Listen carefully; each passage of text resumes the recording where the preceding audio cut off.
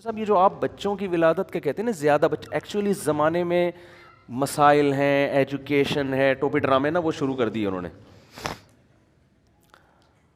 میں نے کہا بھائی آپ کو بچے نہیں چاہیے کہ لیکن قوم کو برباد نہیں کرو اپنی فضول باتیں کر کے. کہہ رہے نہیں آپ دنیا جائیں دیکھیں پتہ چلے گا. میں نے کہا جس دور میں اسلام نے زیادہ بچوں کی ترغیب دی ہے نا اس میں ایجوکیشن کا مسئلہ نہیں تھا، اس میں عرب اپنے بیٹوں کو بھوک کے خوف سے قتل کرتے تھے کہ کھلائیں گے کہاں سے اس کو. اس قوم کو کہا جا رہا ہے کہ نسل بڑھاؤ. تو یہ سارے فضول باتیں ایک طرف ہو گئیں.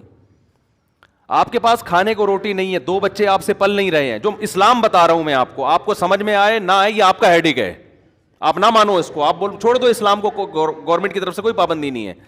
لیکن آپ اپنی خواہشات کی بیس پہ اسلام کو چینج کرنے کی کوشش مت کرو.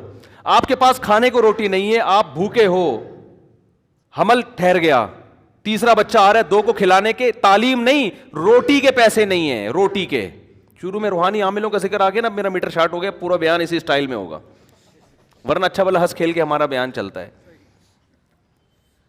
تو بلڈ پریشر ہائی ہو گیا تو اب ساری سیٹنگ پورے بیان کی. کتنا اچھا پچھلے ہفتے آرام سے میٹھے میٹھے انداز میں بیان ہوا تھا، کیونکہ ابھی ایک بڑے بزرگ کو ہم نے دیکھا کہ روحانی ڈرامے کے ساتھ بیٹھے ہوئے نا، تو اس پہ میں نے کہا یار بس یار اتنے بڑے آدمی کو کیا ہو گیا یار. تو وہ روٹی کے پیسے اگر آپ کے پاس نہیں ہیں، روٹی کے، آپ کے لیے کھانا مشکل، تعلیم اگلی چیز ہے نا، پہلے تو روٹی ہے نا، اور حمل ٹھہر گیا، اس بیس پہ گرانے کی اجازت نہیں ہے کہ کھلاؤں گا کہاں سے. سمجھ میں آ رہی ہے بات؟ آپ کہہ سکتے ہو کہ اگر اللہ نے کھلانے کا وعدہ کیا تو مجھے کیوں نہیں کھلا رہا، میں کیوں بھوکا ہوں، آپ کہہ سکتے ہو نا.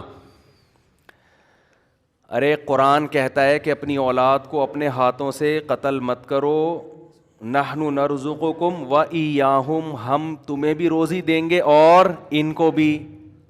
تو انسان کہتے ہیں اللہ روزی نہیں ہے تبھی تو ٹینشن میں ہوں، بے روزگاری، دھکے کھا رہا ہوں، ادھر جا رہا ہوں ادھر جا رہا ہوں، مسائل ہیں، اور تو کہہ رہے میں دوں گا. کیا خیال ہے؟ تو کہاں سے دے رہا ہے؟ یہ تو ایک نئی ٹینشن ہو گئی. میرے پاس فون آتے ہیں، بھائی اب 2 بچے ہیں، مفتی صاحب حمل ٹھہر گئے، کیا کریں بھائی، یہ تو ہمارے تو فیسیں ہی پوری نہیں ہو رہی، ہمارے تو خرچے پورے نہیں ہوگی. میں کہتا نہیں بھائی اس بیس پہ آپ نہیں گرا سکتے، صبر کریں بس، اللہ پہ توکل. یہاں توکل فرض ہے. سوال یہ پیدا تو اللہ نے تو وعدہ کیا تھا اللہ کھلائے گا، تو کھلا کیوں نہیں رہا؟ آئی بات سمجھے؟ تو یہ خوب سمجھ لو، اللہ نے جو وعدہ کیا نا کہ کھلاؤں گا، اس کا مطلب پتہ ہے کیا ہے؟ آپ کو سن کے افسوس بہت ہوگا اس کا مطلب سن کے. اس کا مطلب ہے اگر میں چاہوں گا میں کھلاؤں گا، اگر میں چاہوں گا، نہیں چاہوں گا تو نہیں کھلاؤں گا. اس کا یہ مطلب ہے، سمجھ رہے ہو؟ اب سوال پیدا ہوتا ہے اللہ پھر ایسے وعدے کا فائدہ کیا؟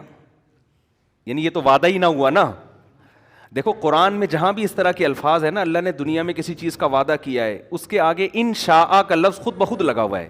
مثال کے طور پر میں اور اس اشکال کو مضبوط کر کے بیان کرتا ہوں. قرآن نے صحابہ کرام کو کہا کہ جب مشرکین مکہ کو حرم سے نکال دو، جب مکہ فتح ہوا نا تو 4 مہینے ہیں یہ لوگ حرم میں رہ سکتے ہیں، اس کے بعد حدود حرم سے قیامت تک کے لیے حرم میں مشرک کا داخلہ ممنوع. صحابہ کو اشکال ہوا کہ اللہ ہم تو غربت میں آ جائیں کیونکہ ہماری تجارتیں ہیں ان سے. بھائی اگر بڑے بڑے تاجر مشرکین میں بھی تھے نا تو ہماری تجارتیں تو یہ غربت میں آ جائیں گے.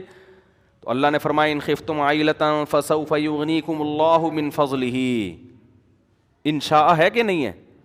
اگر تمہیں غربت کا خوف ہے تو اللہ نے چاہا تو اپنے فضل سے تمہیں غنی کر دے گا. ایک ہی آیت. ابھی میں ان سب کا ایک مفہوم بیان کرتا ہوں، اس سے سارے اشکال حل ہو جائیں گے انشاءاللہ.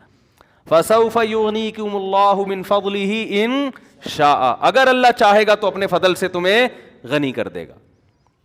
نکاح کے بارے میں بھی یہ الفاظ ہیں، نکاح کرو یہ نہ دیکھو کہ غریبوں کے امیر ہوں. کیوں؟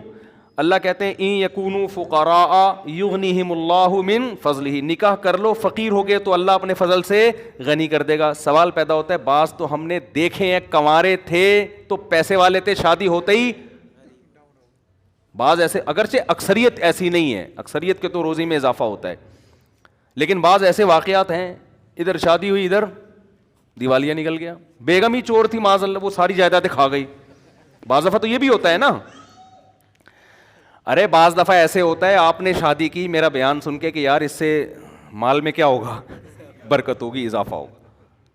شادی کی بیگم صاحبہ کوئی خدا نخواستہ کوئی چور خاندان سے ان کا تعلق, ایسے لوگ ہیں ہمارے علم میں, پورا زیور کھا گئی, سونا کھا گئی جو مہر میں دیا تھا, اور بھی چیک سائن کروا کے پوری جائیدادیں کھا کے آپ روڈ پہ گٹر کے ڈھکن پہ بیٹھے ہوئے ہیں اور 4 شادیوں کے فضائل بیان کر رہے ہیں. ایسے واقعات بھی ہوتے ہیں. تو ظاہر ہے آپ کو خیال ہوگا کہ یار اگر اللہ نے تو وعدہ کیا ہے کہ میں نکاح پہ غنی کر دیتا ہوں, تو یہ غنی تو نہیں ہو رہا. ایسے واقعات ہیں. بچہ پیدا ہوا, پہلے ایک کا خرچہ نہیں تھا اور مسائل کھڑے ہو گئے, ایسے واقعات ہوئے ہیں. سمجھ میں نہیں آ رہی میرا خیال ہے بات. اسی طرح قرآن کہتا ہے وما من دابۃ الا علی اللہ رزقها, زمین پہ کوئی چوپایا ایسا نہیں ہے جس کا رزق اللہ کے ذمے نہ ہو. لیکن ہم دیکھتے ہیں جانور بھوک سے مرتے ہیں. سمجھتے ہو, جانور بھی بھوک سے مرتے ہیں, ایسے جانور ہیں. انسانوں کی خطاؤں سے بھی مرتے ہیں. تو خوب سمجھ لیں قرآن میں جہاں بھی اس قسم کے وعدے ہیں اس کا مطلب ہے اگر میں چاہوں گا. اب سوال پیدا ہوتا ہے کہ اگر اللہ کے چاہنے سے ہی ہے تو پھر وعدہ تو وعدہ نہ رہا نا. دیکھو آپ نے کسی مزدور کے ذمے ایک کام لگایا, مزدور کو آپ نے کہا کہ یار یہ 10 فٹ کا گڑھا کھود دے, میں تجھے 1 کروڑ روپے دوں گا. پہلے آپ نے کہا میں تجھے 1 لاکھ روپے دوں گا, اس نے کہا نہیں. آپ نے کہا چل 1.5 کر لے, اس نے کہا نہیں. آپ نے کہا 1 کروڑ دوں گا. ایک دم جوش میں آئے گا نا, اور ایک دم جوش میں آئے گا یار 10 فٹ گڈھے کے 1 کروڑ. آپ نے کہا اگر میں چاہوں گا. وہ کھودے گا, نہیں آئی بات سمجھ میں. وہ کہے گا بھائی تو چاہے گا کیا مطلب, اگر تو نہیں چاہ. میں نے ایک صاحب سے پیسے کوئی چیز بیچی نا, تو پتہ نہیں 1 لاکھ کی تھی 1.5 لاکھ کی تھی. انہوں نے کہا میں آپ کو کل پیمنٹ دوں گا. میں نے کہا بھائی آپ مجھے کیا پتا یار, میں آپ کو جانتا نہیں ہوں, آپ مارکیٹ سے شارٹ ہی ہو جاؤ. ہم بعض دفعہ اپنا بکرے بیچ کے آ رہے ہوتے ہیں, دمبا کسی کو پہنا کے آ رہے ہوتے ہیں, لوگ ہمیں پہناتے ہیں, پھر اپنے دوسروں کو پہنانا پڑتا ہے ہمیں. ٹھیک ہے نا. تو کہتے نہیں اللہ نے چاہا تو میں کل دے دوں گا. میں نے اگر اللہ نے نہیں چاہا تو میں کیا کروں گا بتا, میں تجھے کہاں تلاش کروں گا. اگر مجھے یقین ہو کہ اللہ چاہے گا کہ تو مجھے دے گا, اللہ چاہے گا کہ تو مجھے دے گا, تو میں 1 دن کیا میں 1 مہینہ انتظار کر لوں گا. لیکن اگر اللہ نے نہیں, اللہ نے تو مجھے نہیں بتایا کہ میں چاہوں گا کہ نہیں چاہوں گا. اگر اللہ نے نہیں چاہا تو میں تو تجھے فون کروں گا بھائی میرے پیسے دے, تو کہے گا اللہ نے چاہا ہی نہیں. کیا خیال ہے, ہمیں کیا ملے گا. اب جب ہم لوگوں کے بارے میں یہ بات سوچتے ہیں یار یہ کیوں اٹک رہا ہے یہاں پہ, یہ اللہ نے چاہا نا تو ہمارا مائک سسٹم ایک دن انشاءاللہ ٹھیک ہو جائے گا. اللہ نے چاہا.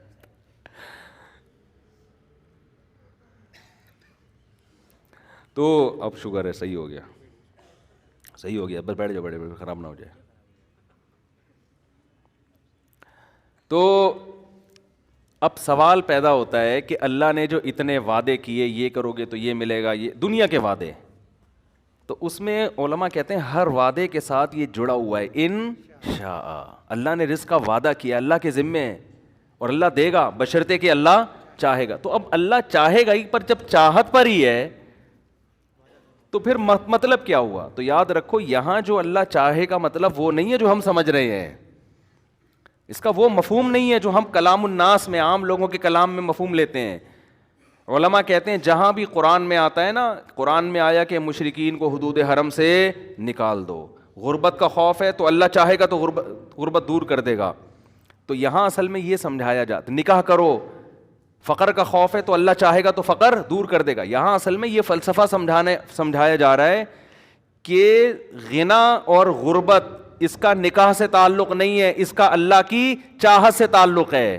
اگر نکاح اس خوف سے نہیں کیا کہ میرے پاس پیسے جمع ہو جائیں گے, تو اللہ چاہے گا تو ہوں گے, نہیں چاہے گا تو نہیں ہوں گے. تو اللہ کی چاہت حاصل کرنے کے لیے وہ کام کرنا جو اللہ کی مرضی کے خلاف ہو, تو اس میں اللہ کہاں چاہے گا, اور اگر چاہے گا تو تمہارے نقصان کے لیے چاہے گا. پھر وہ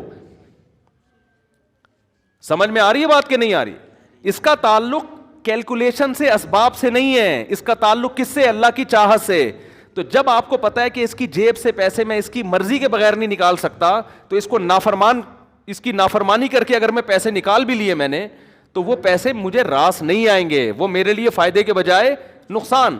اور اگر اس کو خوش کر لیا اور یہ پیسے مجھے نہیں دے رہا, مجھے پتا ہے یہ غیرت مند آدمی ہے, احسان فراموش نہیں ہے, اس کا مطلب نہ دینے میں میرا ہی فائدہ ہے, یہ مجھے کسی اور طرح سے آزما رہا ہے.